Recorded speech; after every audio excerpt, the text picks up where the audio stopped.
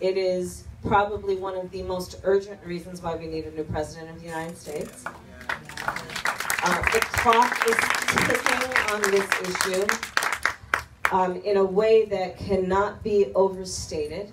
As we all know, within 12 years, we're going to see drastic change if we don't take drastic action. And I also know that it is within our power and ability to actually do something about it. There is so much of this crisis that is human-made. I was going to say man-made, but also within, right? But then is within our ability then to address without much change to our lifestyles. Look at those solar panels over there.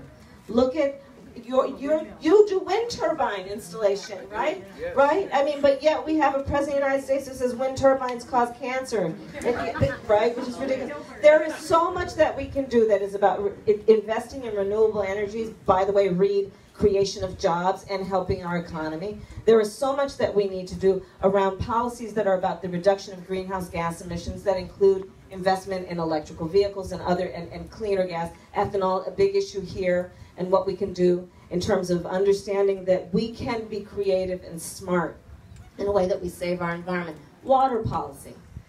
You know, I don't think we talk enough about that, frankly, and for me, it is something I think a great deal about, perhaps being from California where we've experienced drought for many, many years. We need to be smarter on water policy in a way that we diversify water policy, so it's about conservation, it's about recycling, it's about the capture of water, storage of water, desalination. There is so much that we have to address. Infrastructure, both in terms of an investment in what Iowa has been doing as a model, right, around wind turbines, solar paneling, but also what we need to do around the pipes that are eroding in America and what that's resulting in so many places in our country in terms of toxic water that children are drinking. This is also associated.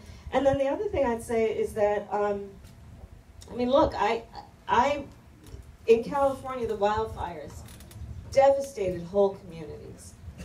And I was there, I visited with the firefighters and with the families while embers were still smoldering in California. I talked with firefighters who had been fighting fires while their own houses were burning. I visited a place in California called Paradise, ironically called Paradise. The whole neighborhood, the whole community had been wiped out by the wildfires. And so only the chimneys stood. And when I looked at it, it reminded me, it looked like a graveyard and the chimneys were like tombstones. I went down to Puerto Rico right after Hurricane Maria.